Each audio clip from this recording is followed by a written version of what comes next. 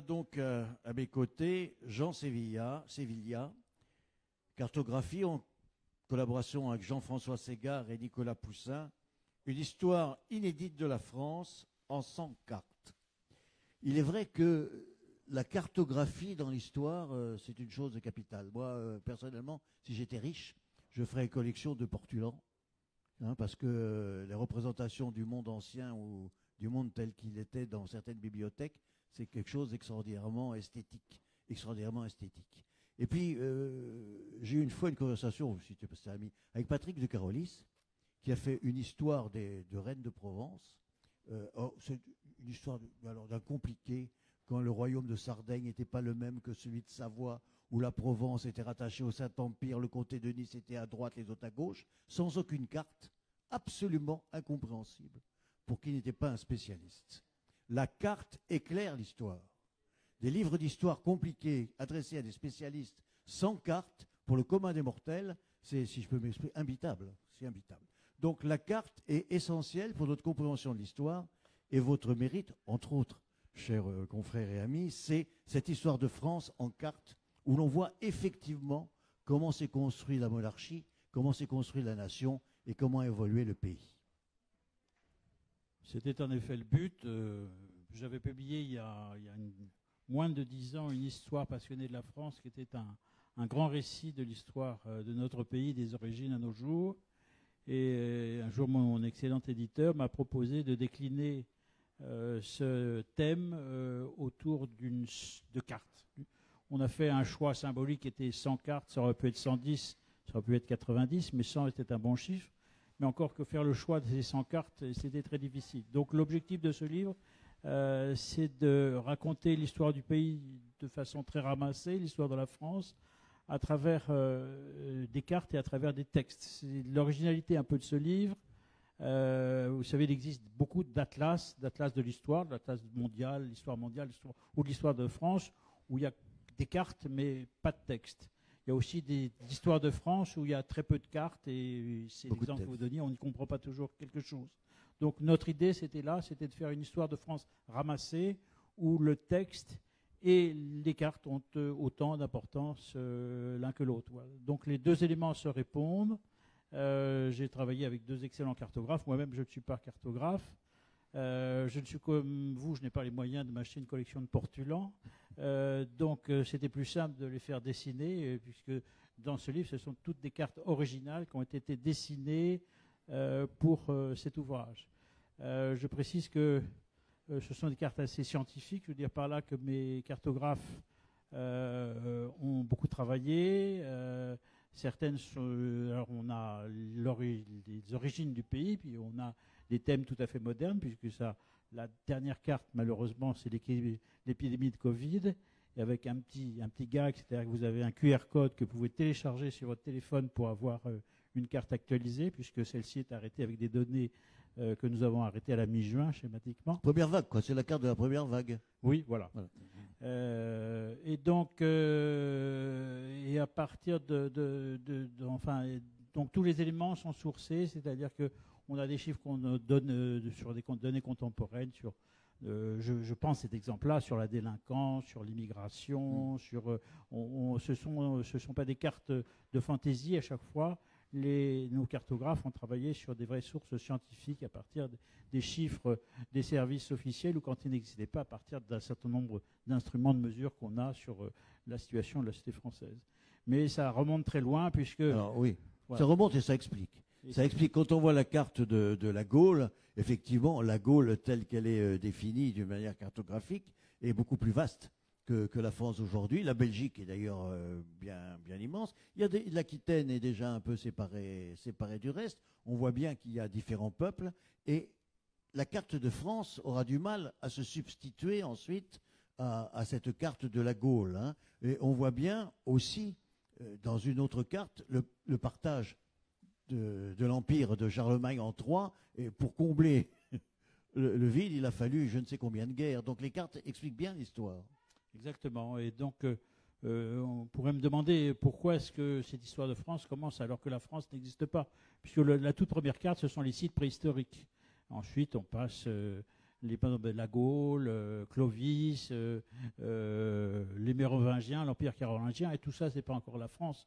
La France, au fond, elle a grosso modo un millénaire. La France commence à exister politiquement comme communauté de destin entre le XIe, XIIe, XIIIe siècle et s'affirme ensuite.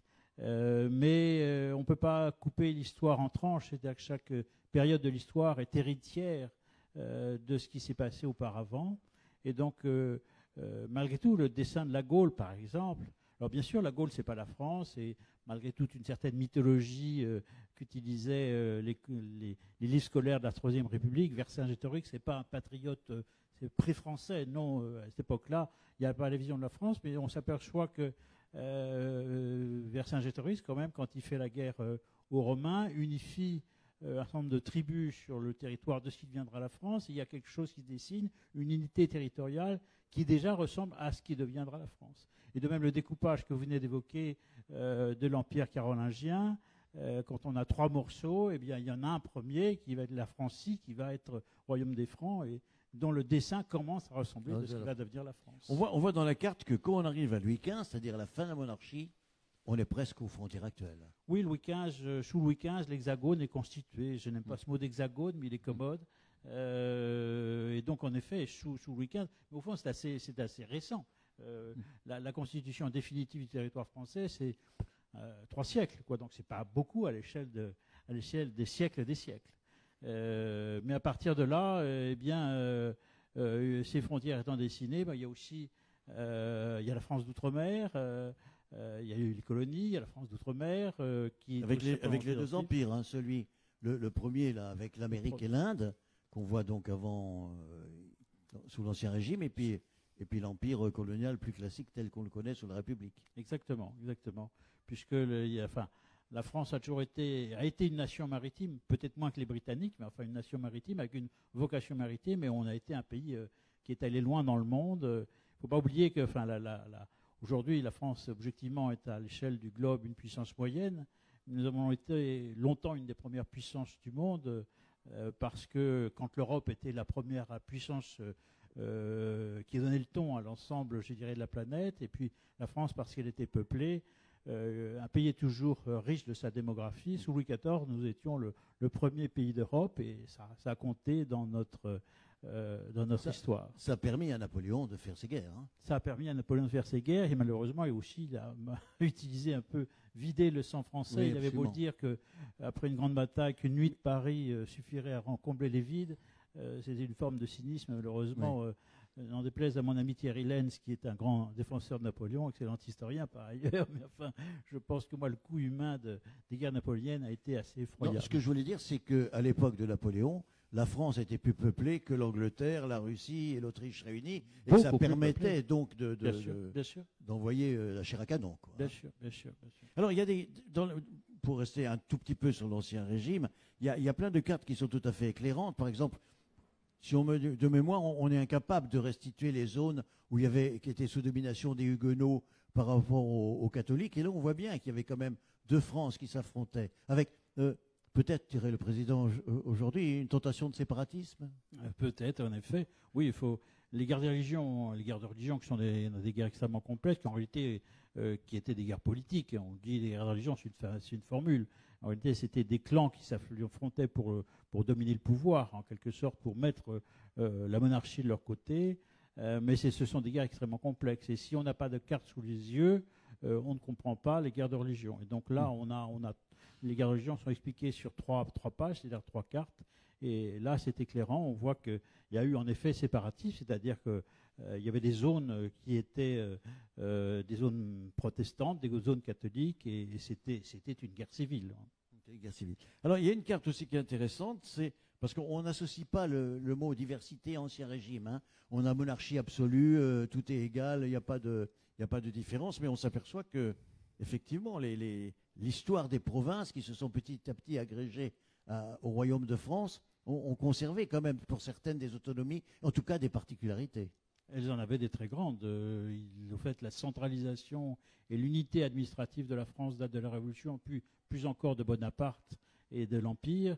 Mais sous l'Ancien Régime, il y avait chaque région, chaque province avait un statut administratif, fiscal, juridique qui était très différent. Et donc, c'était Paris, c'était le roi qui faisait l'unité nationale, mais c'était un pays extrêmement, une société extrêmement diverse et décentralisée. Alors, dans les cartes, bon, moi je prends quelques cartes au hasard, sinon c'est pas possible. Je vous laisserai vous attirer l'attention de l'auditoire sur ce qui vous intéresse. Il y a une chose qui est très impressionnante, c'est vers la France de demain. Bon, 3 millions d'habitants outre-mer, c'est pas extraordinaire, mais c'est pas rien. Et c'est surtout que la France est une puissance maritime de premier ordre aujourd'hui encore. De premier ordre, puisque en fonction du droit international, vous savez qu'il y a une bande maritime chaque pays est propriétaire, en quelque sorte, du sous-sol sur une bande de son territoire, et du fait même de nos propriétés des territoires d'outre-mer ou départements d'outre-mer, la France était un des premiers pays du monde pour ce qui est de ses possessions maritimes. Et là, il y a un enjeu économique par rapport aux richesses du sous-sol qui est extrêmement important. Donc il y a un enjeu stratégique, géopolitique autour de l'outre-mer française qui est souvent pas connu. Est-ce que dans vos cartes, vous avez fait, je ne crois pas d'ailleurs, l'évolution du vote? Alors on a fait l'évolution du vote, oui, sur la période moderne, oui, tout à fait. On a les votes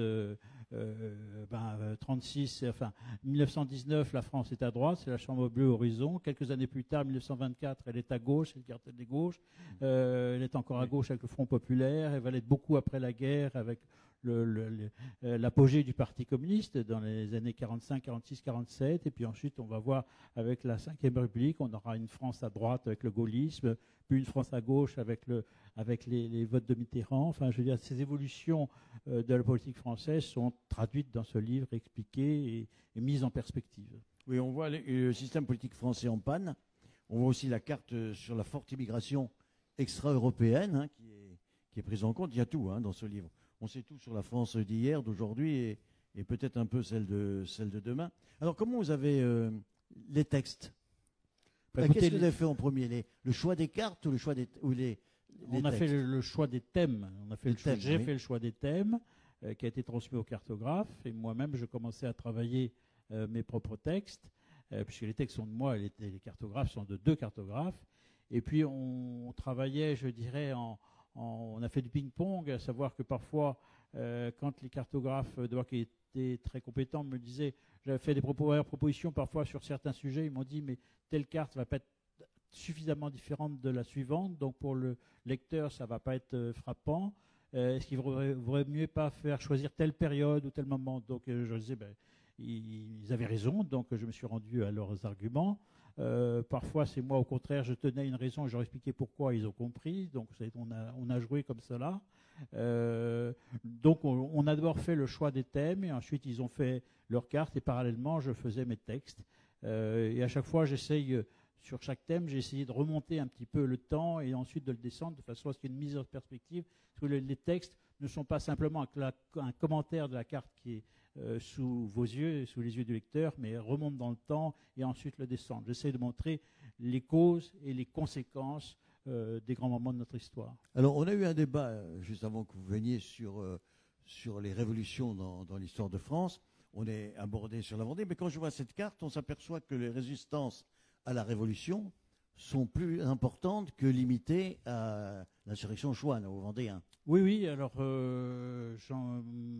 allez en pardonner, mais je ne suis pas un grand admirateur de la Révolution française, même si je considère qu'il y a un certain nombre de ses acquis qui sont évidemment importants, mais j'aurais préféré la France les gagne de manière plus pacifique. Parce que vous êtes un Girondin, quoi. La France et la Révolution française, c'est aussi un bain de sang. Hein. Alors, donc il y a eu des fortes résistances à la Révolution, avec différentes nuances, des gens qui étaient très royalistes, des gens qui étaient moins royalistes, qui étaient simplement, on va dire, des réformistes modérés. Mais donc, il y a eu ces résistances-là, il faut les montrer. Donc, en effet, il n'y a pas que il n'y avait pas eu que la Vendée, il n'y avait pas eu que les Chouans, il y a eu sur l'ensemble du territoire français des moments de résistance à une forme de dictature parisienne extrêmement violente, et ce qui montre que dans le fond de la population, il y a souvent de la modération devant les phénomènes radicaux. Voilà. Alors, dans les grandes étapes de l'évolution de notre société, il y a tout ce qui concerne l'industrialisation de la France, avec une carte qui est quand même parlante, c'est celle de l'évolution de la toile d'araignée du chemin de fer. Oui, bien entendu, c'est très parlant. Et ce qui est très intéressant aussi à voir, ce sont les continuités de l'histoire, puisque quand on s'aperçoit, si on prend les grands axes de la construction du chemin de fer au XIXe siècle, eh bien, on s'aperçoit que ça reprend souvent les grands axes qui étaient des voies de communication depuis les Romains jusqu'à l'Ancien Régime, et qu'on va retrouver ensuite dans le dessin de nos autoroutes d'aujourd'hui. C'est-à-dire qu'il y a des constantes de l'histoire qui montrent l'ancienneté du peuplement du territoire français, et donc qui montrent en effet des continuités. Donc il y a eu de l'industrialisation, le chemin de fer en a été un des instruments, mais dans une carte plus loin qui est une carte un peu sociologique, on montre la structure de la population actuelle de la France du point de vue du nombre des ouvriers ou du nombre des agriculteurs. Il y a évidemment, nous étions jusqu'aux années 50 un pays à majorité rurale où encore un tiers des Français vivraient de l'agriculture, alors qu'aujourd'hui on est de l'ordre de 2 à 3% seulement. Et puis on a perdu beaucoup d'ouvriers, alors que le monde ouvrier était une grande composante de la société française. Il y a eu un phénomène de désindustrialisation dans les années 70, 80, 90. Et aujourd'hui, en proportion, on n'a plus ces grandes usines, ou beaucoup moins. Il y en a encore, mais enfin, c'est-à-dire c'est un des éléments du débat politique et social français. Pourquoi avons-nous perdu cette industrie qui a été une des richesses de la France des Trente Glorieuses? Oui, il y a des cartes aussi militaires. Hein. On voit l'évolution des différents conflits. Hein. C'était incontournable. La fin de l'Indochine française, le crépuscule de l'Algérie française, le retour au pouvoir de De Gaulle, la France perd ses colonies. Enfin, il y a tout dans ce livre. Est-ce qu'il y a une carte que vous regrettez de ne pas avoir sélectionnée? J'avoue que non. Enfin, je ne veux pas avoir l'air trop satisfait de mon travail, mais je suis très satisfait du choix auquel on est arrivé. Oui, j'ai l'impression qu'on couvre l'essentiel de l'histoire de France. Ouais. Alors, quand vous avez proposé cette vision à l'éditeur, il était réticent, il s'est dit, bon, c'est un gros livre, ça va. Non, les éditions Perrin sont une excellente maison d'édition. Je leur suis fidèle depuis 30 ans. Et ils vous accompagnent. Voilà. Et donc, ils m'accompagnent parfaitement. Et ce sont des amis pour moi. Très bien. Mesdames, Messieurs, si vous avez des questions à poser à Jean Sévillière, parce qu'on ne peut pas détailler, bien entendu, toutes les cartes, mais il y a tout. Hein. Si vous voulez tout savoir sur la France d'aujourd'hui, d'hier, d'avant-hier même, et peut-être quelques perspectives pour demain, voilà pour les jeunes générations et les moins jeunes, un livre formidable. Une histoire inédite, c'est vrai, c'est la première fois qu'on fait l'histoire de France en carte. Uniquement en carte? Je ne vois pas l'équivalent. Oui. Non, c'est vrai. C'est vrai qu'il y a des atlas historiques nombreux, variés et déjà très bien faits, mais l'histoire de France, non. Quelqu'un veut poser une question? Bon, c'est difficile parce qu'il faudrait avoir le livre. Ah, pardon, excusez-moi.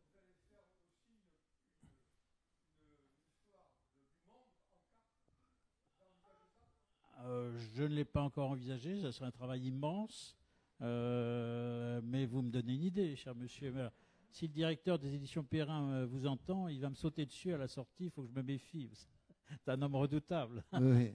Non, une histoire du monde. Bon, c'est vrai qu'il y en a, hein. Il y a de très belles éditions de l'histoire du monde en carte. Il y a aussi de très beaux livres où l'histoire du monde est détaillée jour après jour. Je ne sais pas comment ça s'appelle, mais c'est extraordinaire. Moi, j'en avais un quand j'étais tout jeune, où l'histoire était racontée au présent.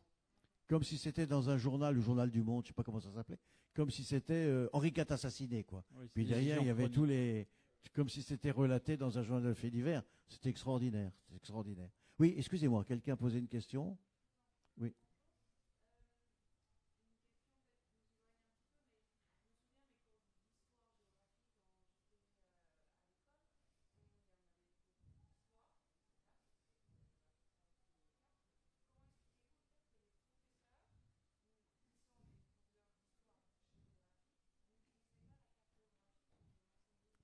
Parce qu'ils sont mauvais? Je plaisante. Non, écoutez, alors il y a eu, enfin, ça sera un débat assez long, hein, si vous voulez. Il y a eu un changement de méthode pédagogique dans l'enseignement de l'histoire. Et il y a tout dans les années 70, mais ça c'est déjà vieux. Enfin, on a un petit peu voulu renoncer à l'histoire trop chronologique. On a fait de l'histoire thématique. À mon avis, ça a cassé quelque chose. Moi, je crois que l'histoire est forcément chronologique parce que il y a des phénomènes de continuité, parfois de rupture aussi, bien entendu. Mais je pense qu'un livre comme ça vise à restituer précisément les continuités tout en signalant les ruptures. Moi, je suis à un certain âge. Mais mes petits-enfants ne comprennent rien à l'histoire. Je raconte des histoires, ils se demandent d'où ça sort, comment est-ce qu'on peut inventer des choses aussi bizarres que la chronologie et que Napoléon vienne après Louis XIV. D'ailleurs, ils n'apprennent plus ni Napoléon ni Louis XIV parce que c'est pas bien vu. Mais donc, ils ont vraiment un problème de référencement dans la chaîne du temps. Et alors, au niveau de la géographie, alors c'est pareil, hein, ils savent plus. Et je crois que c'est indispensable. Oui, madame. Oui. Ah ben tant mieux. Enfin, je crois tant mieux. C'est la vie personnelle. Oui, oui, oui. Oui. C'est sûr, c'est sûr. Ils se mettent dans la chaîne du temps. Bon, c'est vrai qu'il ne faut pas tout résumer à la chronologie, parce que si on sait que 1515, c'est Marignan, mais si on ne sait pas où est Marignan ni qui est François Ier, ça n'a aucun intérêt. Hein, donc, comment? Si on n'oublie pas. Ah, oublions les mauvais souvenirs. Absolument.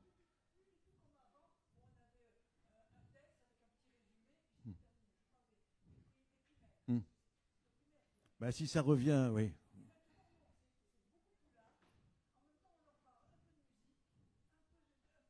De civilisation autour, oui.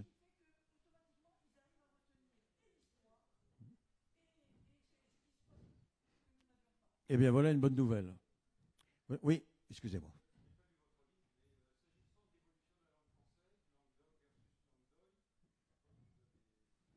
Oui, il y a bonne question, monsieur. Je trouve il y a une page dans le livre sur les langues régionales, sur le rapport Languedoc-Languedoy, et puis sur l'évolution. C'est assez intéressant. Enfin, historiquement, schématiquement, enfin, la dernière grande enquête, enfin, il y en a eu d'autres, mais enfin, sous Napoléon III, il y a eu une grande enquête sur l'ensemble du territoire français, pour qui le français est ou non une langue maternelle immédiate. Sous Napoléon III, il y a encore à peu près un bon tiers de la population française pour qui le français n'est pas la langue maternelle quotidienne, si vous voulez, même si éventuellement les gens connaissaient à la fois leur langue régionale et le français. Mais enfin, sous Napoléon III, c'est pas si vieux, un tiers des Français, dans la vie quotidienne, parlaient dans leur langue régionale. Et après, ça a été interdit. Et après, ça a été interdit. Et c'est revenu. L'école de la Troisième République, en effet, essayait d'éradiquer tout cela dans une vision un peu jacobine. Voilà, j'ai pas vu. Il y a les croisades albigeoises dans votre livre ou pas? Non. Pas, alors non. il y a des. Non. Alors j'en passe un moment. Non, ça y est exprès. pas. J'ai fait exprès. Oui. Bien sûr. Bien. Tout savoir sur l'histoire de France, sur la réalité française, sur son passé, son avenir. Jean Sévillia, avec la cartographie de Jean-François Ségard et Nicolas Poussin, une histoire inédite de la France en 100 cartes aux éditions Perrin. Merci.